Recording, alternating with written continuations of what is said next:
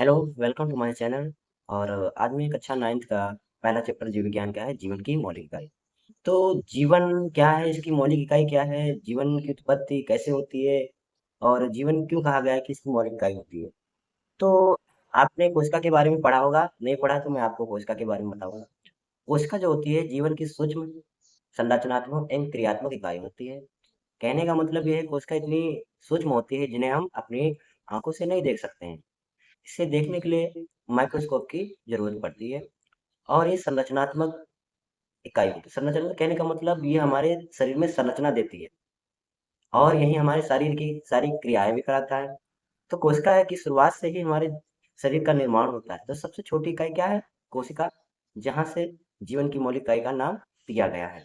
अब ये कोशिका होती क्या है, कहाँ से आई, खोज किसने की, क्या नाम पड़ा, क्यों, वो आपको सारी बातें बताऊंगा। देखो, ये खोज मतलब अचानक हुई थी, इसे खोजा नहीं गया था, ना ही इसके बारे में डिस्कवर किया गया था। और एक साइंटिस्ट थे, शायद आपने नाम सुना होगा, रॉबर्ट हुक। कौन? Robert Hooke. रॉबर्ट हुक ने लगभग वहीं 1665 ईस्वी में, कब? 1665 ईस्वी में उन्होंने एक पेड़ की छाल ली, जिसे कार्ड बोलते, कार्ड की एक छाल को उन्होंने अपनी प्रयोगशाला में सूक्ष्मदर्शी की सहायता से देखा। तो उन्हें ऐसा दिखाई दिया जैसे मधुमक्खी के छत्ते के समान नहीं होता है, बिल्कुल वैसे ही दिखाया, छोटे छोटे होल कमरों के टाइप में। तो उन्हीं छोटे छोटे कमरों को नाम दे दिया कोशिका। कोशिका जो शब्द है एक लैटिन भाषा है। कैसी भाषा है? लैटिन। और लैटिन भाषा कोशिका, जिसका अर्थ होता है छोटा कमरा। तो उसी को इंग्लिश में बोलते हैं सेल। ये सेल तो खोजी नहीं गई थी, ये अचानक डिस्कवर हुई थी। और सबसे पहले रॉबर्ट हुक ने कोशिका की खोज की थी, इसलिए उनका नाम आता है। ठीक है।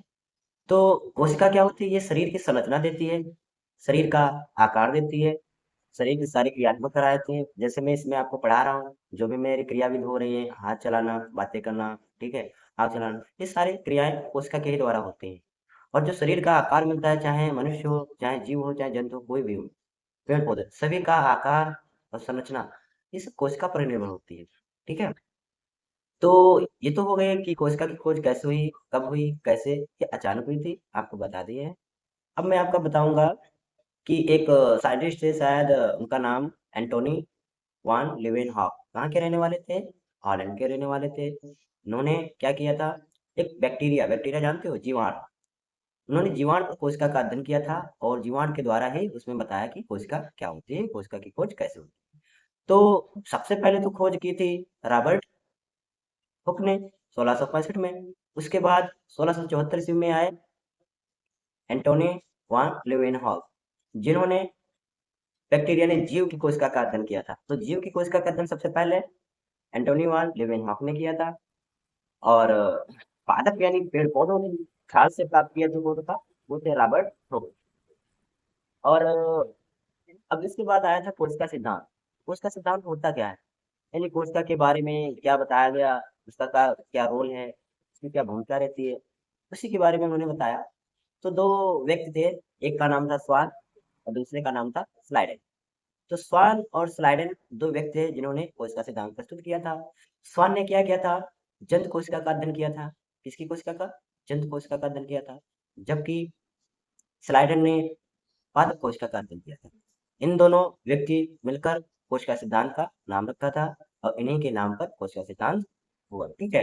तो कैसे याद रखोगे कि स्वान ने जंत कोशिका का अध्ययन किया? तो स्वान क्या होता है? स्वान संस्कृत भाषा एक शब्द है, स्वान मीन्स होता है कुत्ता, स्वान निद्रा, आपने सुना होगा, वपुधानम। या स्वान मीन्स होता है हंग, क्या होता है? हंग। तो ये क्या है? जंतु है, जीव है। तो जंतु कोशिका का अध्ययन स्वान ने, और आपके कौन रह गए? स्लाइडन, उन्होंने जंतु कोश पादप कोशिका का अध्ययन किया था। ठीक है। तो कब अध्ययन किया था? 1831 ईस्वी में। कब? 1831 ईस्वी में। फिर ये कोशिका जो है जीवन की मौलिक इकाई जिसे बताया गया है। अब कोशिका भी कई प्रकार की होती है, मुख्यतः दो ही होती है, एक कोश की और बहुकोश की। एक कोश की जीव क्या होते हैं? ऐसे जीव जिनमें सिर्फ एक कोशिका होती है, उन्हें एक कोश की जीव कहते हैं। ठीक, जैसे अमीबा, यूग्लिना, पैरामीशियम। और बहुकोश की जीव क्या होते हैं? ऐसे जीव जिनमें एक से अधिक कोशिकाएं होती हैं, उन्हें बहुकोश की जीव कहते हैं। बहुकोश की जीव में आपके मनुष्य आ जाते हैं, जंतु आ जाते हैं, पादप यानी पेड़ पौधे भी आ जाते हैं, ठीक है। इनमें क्या होती है, कोशिका करोड़ों तक पाई जाती है, लाखों तक पाई जाती है, एक कोशिका नहीं होती है, लाखों तक पाई जाती है। इसलिए फिर एक कोशिकीय और बहुकोशिकीय में अंतर आता है कि एक कोशिकीय क्या होते हैं और बहुकोशिकीय क्या होता है, उसमें अंतर स्पष्ट कीजिए। तो आपको बताएं एक कोशिकीय क्या होते हैं, ऐसे जो जिनमें सिर्फ एक कोशिका होती है, एक कोशिकीय जीव कहलाती हैं, ठीक है।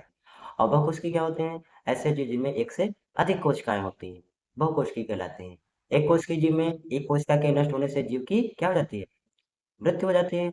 और बहुकोशिकीय जीव में यदि एक कोशिका नष्ट हो जाने से उस जीव पे कोई प्रभाव नहीं पड़ता। क्यों? क्योंकि वो बहुकोशिकीय, उसमें एक से लाखों करोड़ों कोशिकाएं पाई जाती हैं, एक नष्ट होने से उस पर कोई प्रभाव नहीं पड़ता है, ठीक है। तो ये अंतर स्पष्ट करने को आता है। तो ये आपको मैंने जानकारी दी कोशिका क्या होता है, ठीक। कोशिका की खोज कब हुई थी और कौन कौन साइंटिस्ट आकर इसका विश्लेषण किया था। तो बहुत इंपॉर्टेंट पार्ट है जो मैंने आपको इसमें डिस्कस कराया है, इसमें सन है, ठीक है, खोज है और कोशिका के बारे में बताया है। तो आप इसे जरूर पढ़िए।